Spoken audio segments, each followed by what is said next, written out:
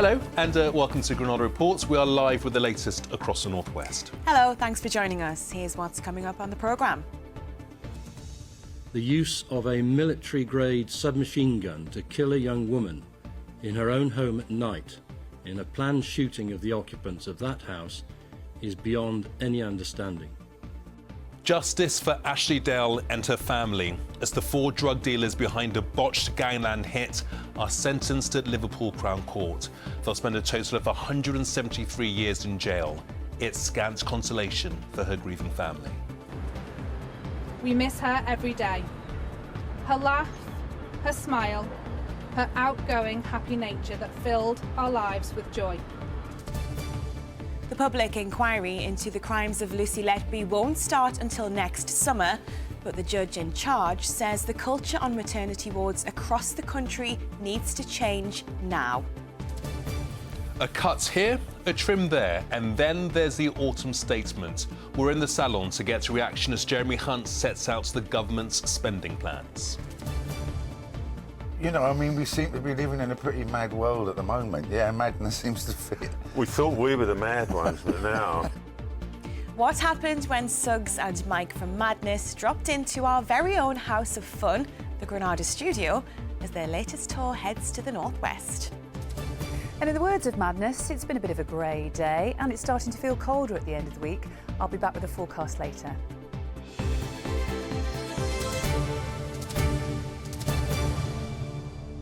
So thanks very much for your company. But first tonight, 4 notorious drug dealers are starting life sentences for the murder of 28-year-old Ashley Dale in Liverpool.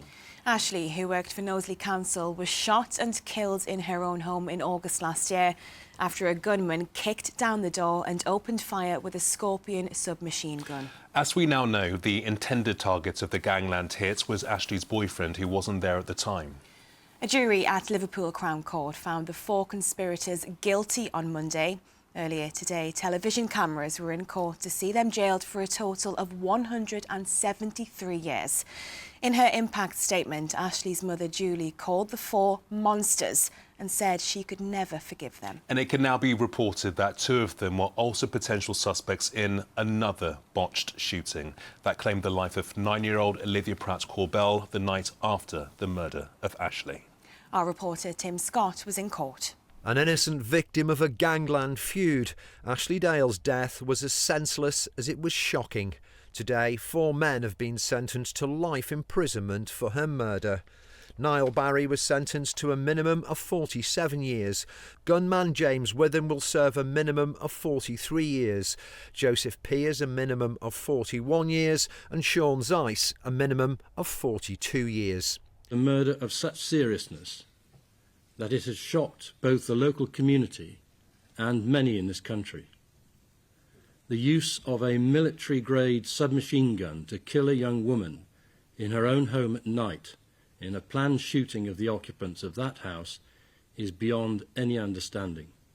The combined sentences handed down to the 4 men here come to over 170 years, those jail terms reflecting the seriousness of the offences, the amount of planning involved, as well as the acquisition and use of the machine gun that killed Ashley. For Ashley's family, they can only wonder why all this had to happen and for what.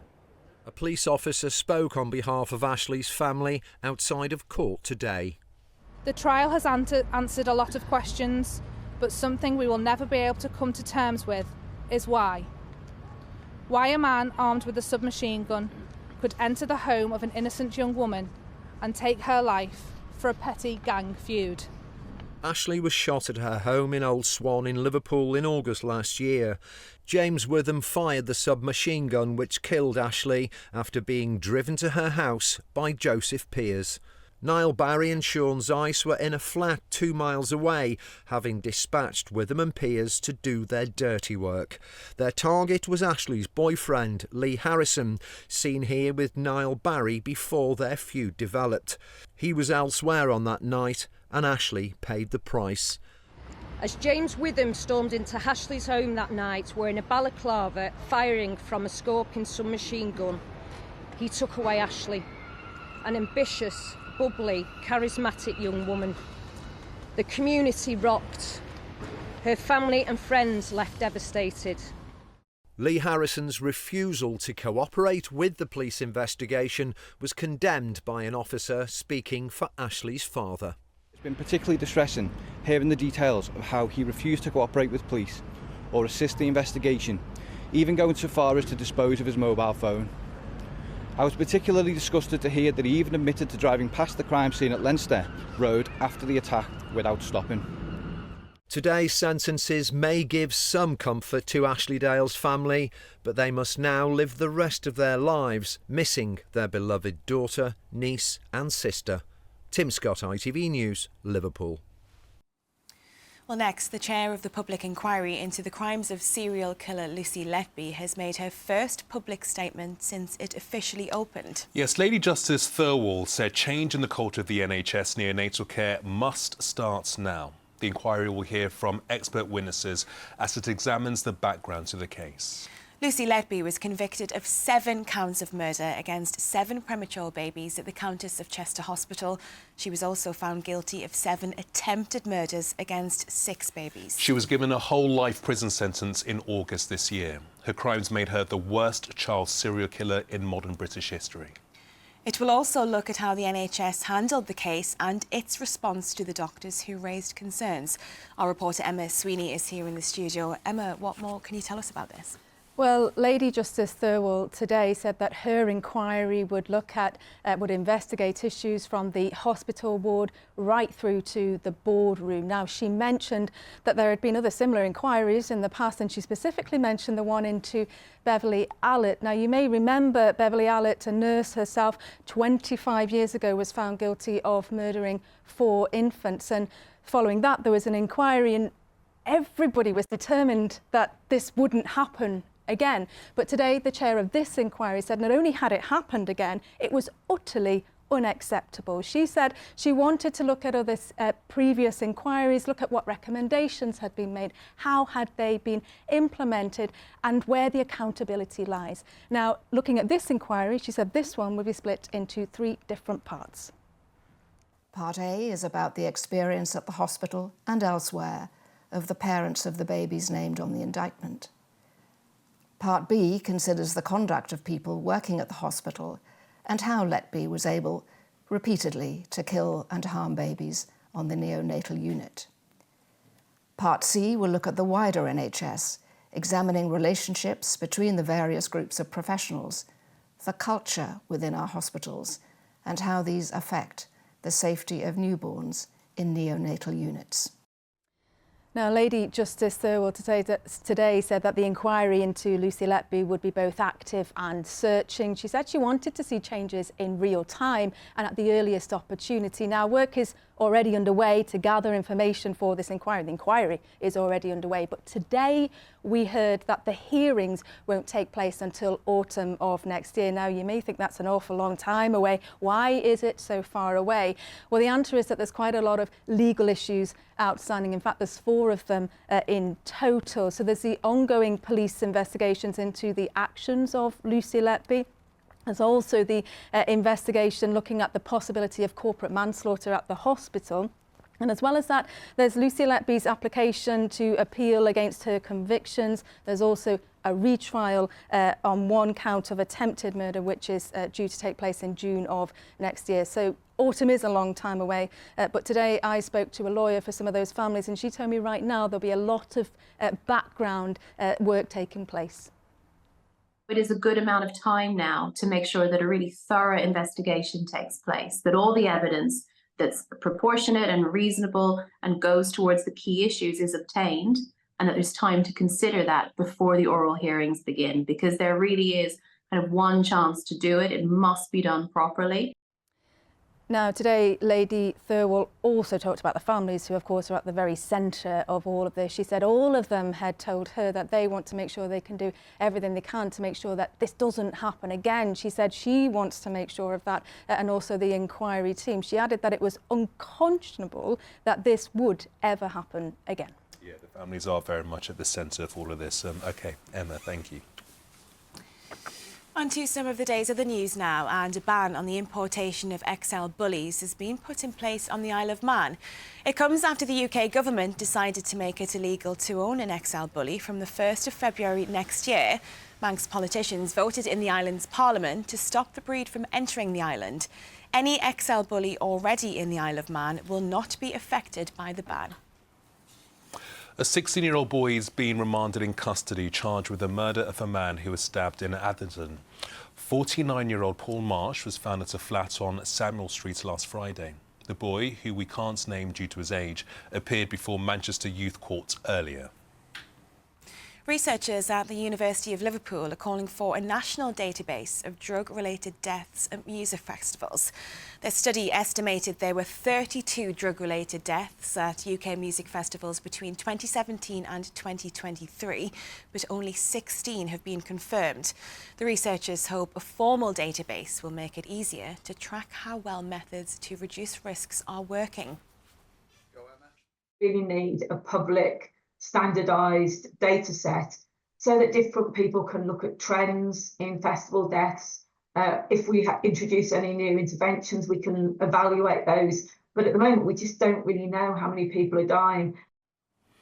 Well, the ITV Evening News continues with the national and international news at 6:30. Here's Mary with all the details. Coming up on the programme, cuts to taxes and a rise in the minimum wage. We have the latest on the Chancellor's autumn statement. Jeremy Hunt says his plan for the economy is working, but the work is not yet done, as he unveiled 110 new measures. We'll be taking your questions on what the autumn statement really means for you. Also on the programme tonight, Scotland's only oil refinery is set for closure, leaving hundreds of jobs at risk. And how having a pet benefits our mental health as we age. Do join me for those stories and more at 6:30. Yeah, no doubt more detail will emerge about the Chancellor's autumn statement over the next few days. And plenty more emerging on the programme tonight. The biggest punishment in Premier League history still hangs over Everton. A 10-point deduction has shocked the club and its fans. I'll be speaking to some of them tonight as fan groups gather for an emergency meeting. And there's a colder theme developing in our weather as we go through this week. I'll have the full forecast in just a short while. Well, as Mary said earlier on, we did have the Chancellor's autumn statement. Did you happen to be watching it? Jeremy Hunt announced what he says will be a boost to millions of workers' pay packets with a 2p cut in national insurance. There are a series of other tax cuts that will come into effect next year. Labour says working people will still be worse off as living standards continue to fall. Well, our cameras were in Rochdale as the Chancellor got to his feet. Watching developments for us, our political correspondent, Andrew Misra. It's beginning to look a bit like Christmas in Rochdale, but few are counting their blessings at this community cafe, run by the Sanctuary Trust charity, where volunteers help people in need. We've had mums coming in with the children who haven't got anything, so we do sort them out. They come and we give them the basics of what they need and any free things that we've got. We're seeing people who are working and having to come and say, I'm really embarrassed about coming, but my wage isn't stretching enough. It's heartbreaking, but I'm glad we can offer the support to kind of bridge the gap, but really we shouldn't have to. So would the Chancellor present more support in his autumn statement? Is now the right time for tax cuts, Chancellor? His answer, yes. I'm going to cut the main rate of employee national insurance by 2 percentage points from 12% to 10%. That change will help 27 million people. But did they agree with that vision back at the cafe? Absolutely not.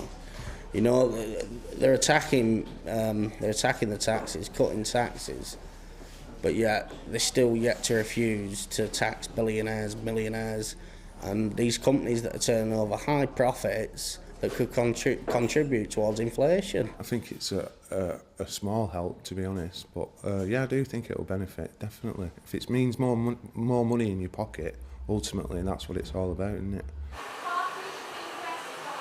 A mile down the road, Gregory's salon's been here for 4 decades, so they're used to trimming hair. But now they're having to cut back their staff numbers too. They've also had to close their top floor as costs have gone through the roof. And today's statement didn't make the boss sit much more comfortably either. We're backing small business by freezing their business rates, extending retail, hospitality and leisure relief, abolishing compulsory Class 2 national insurance payments and reducing Class 4 national insurance by 1 percentage point in today's autumn statement for growth. Small businesses work so hard for us, and a Conservative government today is working hard for them. The national insurance reduction is good, it's a help. But when you look at the annual figures, it's a few £100s. He made an emphasis on the business rates, but really we haven't been paying business rates now for, I think it was 4 years ago that came in. Short on enthusiasm for the autumn statement, with a long winter ahead, many know they'll face a struggle just to keep the lights on. And Andrew's at Westminster for us now. Andrew, mini budgets or autumn statements are about spending plans, but they're also about politics, aren't they?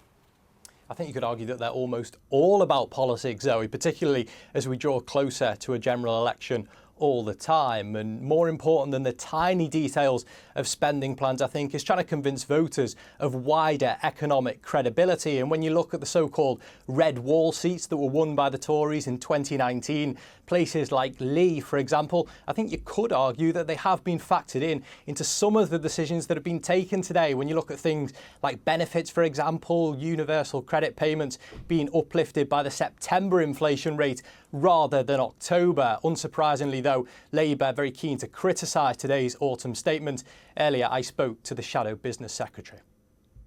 If you look at the increase in taxes since 2019, that's equivalent to a 10 pence rise in national insurance. So it's 10 pence up and now 2 pence off. But at the heart of this is the fact that taxes are so high in the UK, and we want taxes to be lower on working people because growth has been so poor. And it's been so poor because business investment has been very low, productivity is very low. At the heart of that is a lack of consistent strategy. I mean, this is now 12, I think, growth strategies from the government. Their own instability, many different chancellors, business secretaries and prime ministers. People feel they can't have confidence for the future. Also announced today, devolution for Lancashire. After 7 years of trying, the level 2 devolution deal is the level below what Liverpool and Manchester have. So there won't be a mayor, but it does mean more power, and I think will be seen as good news by many in the county. And nice timing too, ahead of Lancashire Day next week. Lots going on. OK, Andrew, thank you. Well, it's all happening on tonight's programme, isn't it? From the mini budget to a mini rhino at Chester Zoo. Yeah, keepers have filmed the birth of a rare black rhino. Experts say the moment doesn't normally happen in daylight, and mum and baby are now inseparable. So cute. Numbers of wild black rhinos have been decimated in Africa in recent years due to poaching, which means zoos like Chester are playing an important part in conservation. Yeah. He doesn't like a good news animal story. I wish we could play those pictures a bit longer. Right, on to sport now, and it's good news for fans of Manchester United. Yeah, still no news on the sale of the club. It's about their defender Luke Shaw. The left-back has returned to full training after a long spell out with a muscle injury. It's been fair to say United have missed him so far this season. They've lost 5 of their first 12 games in the Premier League and face a real prospect of elimination from the Champions League. He may be available for United's game at Everton on Sunday, though United do have other major injuries. Well, talking about Everton, next to the continuing fallout from their 10-point deduction for breaking Premier League financial fair play rules. Yes, fans angered by the punishments have now raised more than £40,000 to pay for protest banners to be displayed at Goodison Park on Sunday for that game with United. Yeah, the club's supporters groups are also coming together for a special emergency meeting near the stadium tonight. Our sports correspondent David Chisnell is there to gauge the mood. Yeah, good evening from the Winslow Hotel, which is just over the road from Goodison Park. You know, this place is normally packed on match days with fans, but tonight the fans are actually going to be gathering here. The fans groups from Everton are going to be coming together for a very special meeting here tonight to show their solidarity, well, against the punishment that's been handed out to Everton, a 10-point deduction that's been given to the club by an independent commission. after they ruled that they broke financial fair play rules, overspent by about £20 million more than Premier League clubs should. Of course, the clubs say, we accept that we overspent, but I think what's really shocked and what's angered the fans and the club is the fact of just the severity of this punishment. The 10 points, the biggest in the Premier League's history. I am delighted to say that joining me now is Paul McManus, who is from the Everton Fan Advisory Board, Katie Carter, who's from the supporters group 1878 as well. Paul, we'll come to you first of all. I mean, what's the point of tonight? Why are you doing this? Well, it is sort of to bring the fans together, really, because as I say, it all took us a bit by surprise. It's been a bit of a whirlwind few days for it, but I think what we've seen over the last few days is that the fans are united, which is not something we've been able to say for the last few years, really, because of the the fractions that have been going on at the club. We've had marches, we've had all sorts of things going on, but I think the fact that these last few days have seen us all united together, and that's what really is tonight's about. It's not the Fan Advisory Board are facilitating the meeting, and we've called it, but we've got other fan groups represented tonight, and it's about bringing the fans together and moving forwards against this. Where is your frustration? Where does it mainly lie? Is it against those who at the club who got you in this position, or is it against this ruling that seems to be so harsh and the 10-point deduction? Yeah, I think it does need to be against that. I think we've all had our problems. I mean, all of us on the Fan Advisory Board, we didn't join because we thought the club was being run well. You know, we wanted to make it a better Everton. But I think it's important now to sort of look forwards and to just basically have a look at that 10 points. That's got to be the main aim. You know, there will be recriminations later on, looking at what's gone on at the club and making sure that that things have changed now. But we've seen that there've been board changes. And so hopefully it's a fresh start and we can move forwards with it. But it's the 10 points that's the focus, about getting that reduced. Katie, the strength of feeling amongst Everton fans, I think, is clearly shown by a fundraising effort that your group has done. Just tell us, in 5 days, how much you've raised and what that money will go towards. Yeah, it's just raised amazingly, just over £40,000. Got 38,000 cards on display that will be on display when the Premier League anthem is played. We've also got, I think it's 8 or 9 flags, large flags on display. Some of them flags do actually support the team and the manager. You know, this isn't their fault, it's not on their heads, and you know, we need them to know that we're fully behind them, and we don't see that the crime is, you know, worthy of the punishment that we've received. Guys, well, thank you so much for joining us this evening. Well, there we go. The punishment has actually seen Everton drop from 14th in the table down to second bottom. The club say they are likely to appeal this decision, and that's for the future. I mean, what's going to happen here tonight? Well, you're going to see some atmosphere in here tonight. I'll tell you, you're going to see some atmosphere in Goodison on Sunday for their game against Manchester United, as fans just show how strongly they're feeling. David Chisnell reporting there. Well, next, to a band who've been together for over 40 years, have made an astonishing 10 top 10 albums and 22 top 20 singles. Yes, It Must Be Love and Baggy Trousers are just a few of those hits, and now Madness are heading back on tour with their latest album at the end of the month, including stops in Manchester and Liverpool. Well, we are delighted to say that Suggs and Mike dropped into our house, also known as our studio, and chatted to our entertainment correspondent, Caroline Whitmore. Welcome to the house of fun. Now I've come of age. Welcome to the house of fun. I like driving in my car. I'm satisfied I've got this far. It must be love, love, love. We have 2/7 of Madness here with us in the studio in Salford. Very nice to be here, thank you. Hello, nice to be here too. Nice to be here, very cool there, Be Mike. here, nice. Nice to see you. Now, there's 7 of you in the band, and you've got a new album out, you're going on tour. Does that follow you around, the fact that there is 7 of you and it is just madness? Well, you know, I mean, we seem to be living in a pretty mad world at the moment. Yeah, madness seems to fit. We thought we were the mad ones, but now... Now you're not sure. Now we're not sure Should have anymore, called ourselves sanity. Seem to be getting more sane every day, yeah. We get together every now and then and something happens, like this new album, which came together very nicely and organically, really.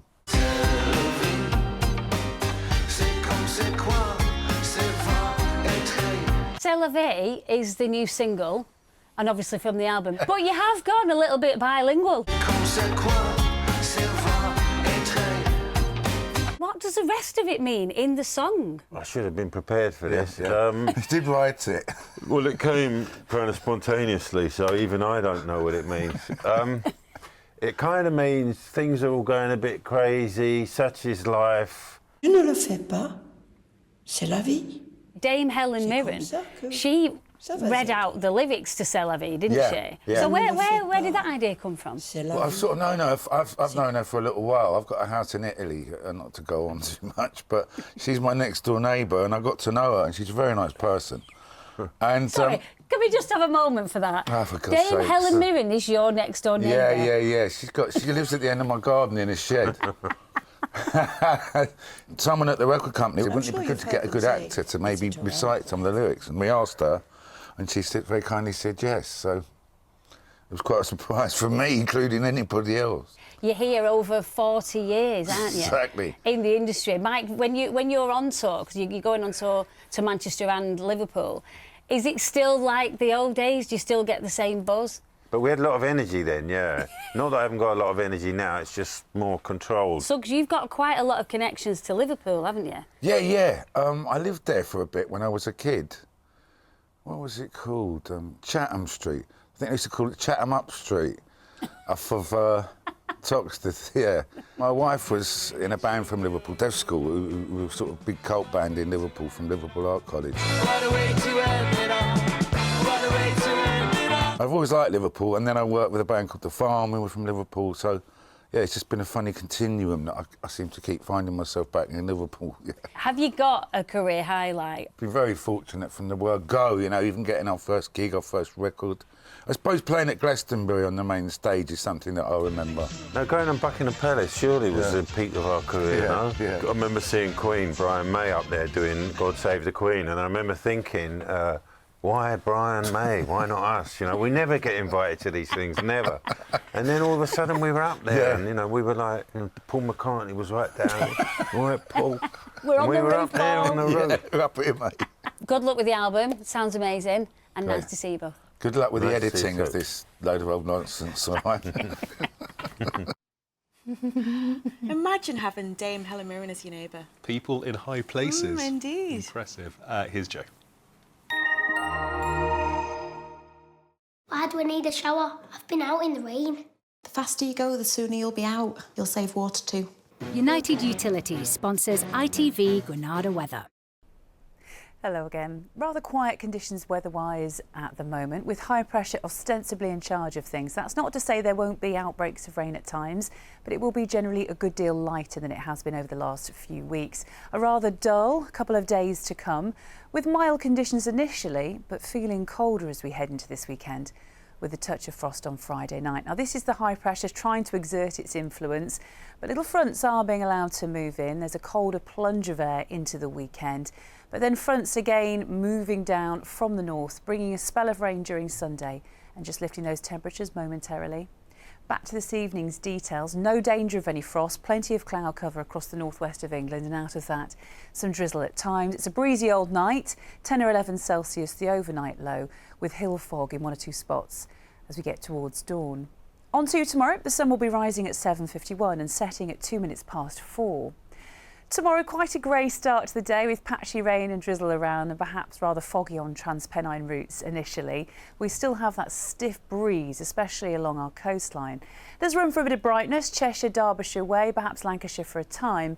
But as you can see, by the end of the afternoon, nudging down from Scotland into the Isle of Man, Cumbria and Lancashire will see a spell of rain. That will sink a little further southwards during tomorrow evening. Before that, temperatures reach 13 Celsius tomorrow, so it's still around average or just above. But things start to feel a little colder as we go through the rest of the week. Lots of dry weather around, quite a good deal of cloud, and you'll notice it's chilly Friday night into Saturday. Enjoy your evening. United Utilities sponsors ITV Granada Weather. Joe, thank you. Moving swiftly on to tomorrow's programme, where we'll be dining out. Well, we won't be, sadly, but one of our team will be dining out at the restaurant in Cumbria that's just been named one of the best in the entire world. Why don't we do the whole programme from there tomorrow? Great idea. Let's have a chat with the boss. That is our campaign now. Yeah, we need to do that. We can just read out the cues between the courses, can't we? We can only dream. Ah, dream. Bye-bye. Good night.